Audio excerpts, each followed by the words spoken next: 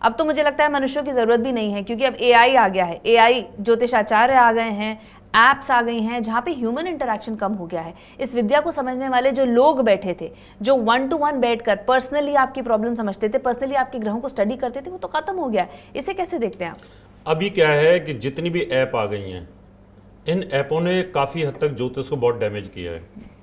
होता क्या है, ऐप पर जो लोग बैठे होते हैं दिखाई तो देते नहीं है, वो साइकोलॉजी पे खेलते हैं सिर्फ। कुंडली पढ़नी भी नहीं आती है उनको, कंप्यूटर भी नहीं खोलते हैं। आपने बोला पंडित जी मेरी डेट ऑफ बर्थ फलाना फलाना है, कहता अच्छा अच्छा अच्छा ठीक है, तम्बाकू खा के बैठे हुए ये ठीक है ना। और उसके बाद उसने बोला बताओ मेरी शादी नहीं चल रही है, अच्छा तुम्हारी शादी इसलिए नहीं चल रही है, तुम्हें ये प्रॉब्लम है, तुम्हें वो प्रॉब्लम है। टाइम पास करते रहते हो, क्योंकि जितना टाइम पास करेंगे, जितना दूसरे की सुनेंगे तो पैसा बनेगा उनका। आज की डेट में 90 से 95% जो ऐप के ऊपर ज्योतिषी बैठा हुआ है वो सिर्फ साइकोलॉजी पे खेलता है, कुंडली खोल के भी नहीं देखता है। और सबसे बड़ी बात उन्हें ये पता होता है कि कोई ना कोई एक बात मेरी क्लिक कर जाएगी। जब मैं 10 बात बोलूंगा तो कोई एक तो क्लिक कर जाएगी। आप कितने दिन तक साइकोलॉजी पे खेलोगे? अंत में वो काम तो होता नहीं है। फिर वो लोग हमारे पास आते हैं, फिर बताते हैं कि हम ऐप पर हमने बात करी थी, हमें ऐसे बोला वैसे बोला। फिर जो ऐप वाले ज्योतिषी हैं उनकी अपनी कुंडली मिलवाने के लिए हमारे पास आते हैं। फिर हम करते क्या हो, कहते ज्योतिषी हूँ मैं, तुम खुद को नहीं बुलाते।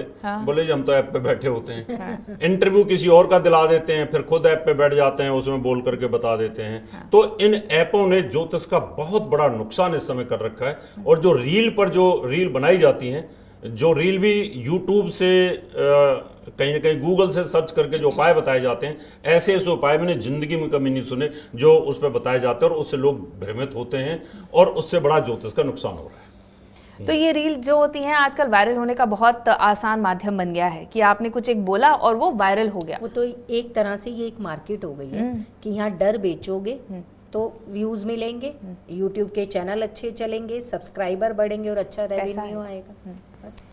और आर्टिफिशियल इंटेलिजेंस को कैसे देखते हैं आप? दोनों से एक करके मैं जानना चाहूँगी, क्योंकि हम सब जानते हैं कि आर्टिफिशियल इंटेलिजेंस उसी चीज़ से बनाया गया है जो उस कंप्यूटर में फीड है। जो डेटा हम फीड करते हैं, आर्टिफिशियल इंटेलिजेंस उसी से बन के आता है। तो ये क्या किसी का भविष्य बना देगा? ये तो पर्सनलाइज भी नहीं होता। देखो, इससे एस्ट्रोलॉजी का कोई लेना देना नहीं, वो तो एक सॉफ्टवेयर हो गया।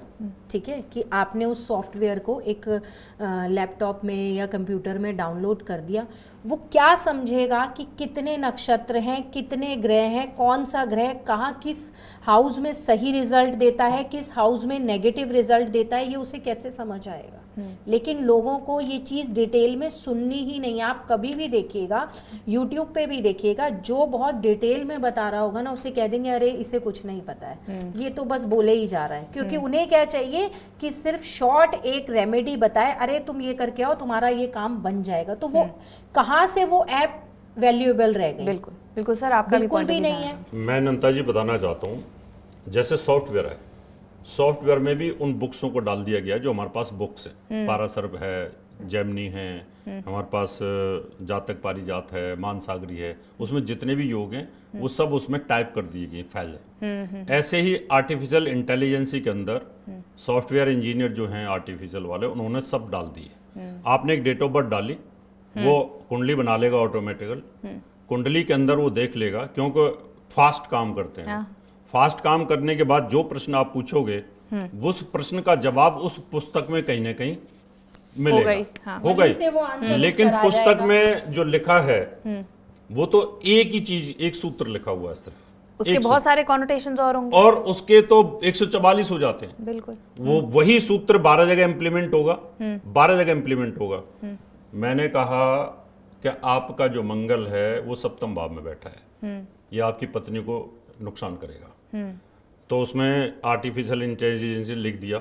लेकिन वही मंगल मान लो आपके सेकंड हाउस में बैठा हो, वही मंगल संतान के घर में बैठा हो, वही मंगल कहीं और बैठा हो, तो वो वहां पर एक्यूरेट प्रोडक्शन नहीं दे पाएगा। जबकि वो 12 जगह तो देगा ही देगा, और उसके साथ शनि बैठ जाए तो उसकी मल्टीपल प्रोडक्शन चेंज हो जाएगी, और राहु भी बैठ गया तो और हो जाएगी, और हानिकारक हो जाएगी। चीज और भी है कि सपोज करिए हमने बोल भी दिया कि 7th हाउस में बैठा है, अब आपके पार्टनर के कौन से हाउस में बैठा है वो कैसे पता लगेगा? और कब वहां से निकल रहा है क्या पता, कुछ ही वक्त में निकलने वाला हो, उपाय की जरूरत भी ना हो। या फिर पार्टनर के ऐसे हाउस में बैठा हो जहां से आपको नुकसान ही नहीं दे रहा हो। जब दो लोग मिलते हैं, शादी होती है, तो उनकी उनके भी तो ग्रह देखे जाते हैं। अब वो सिर्फ जो ऐप है, जो सॉफ्टवेयर है, सिर्फ आप ही की कुंडली को एनालाइज करके सिर्फ रेमेडी बता रहा है, तो वो रेमेडी क्या सभी पे वर्क करेगी?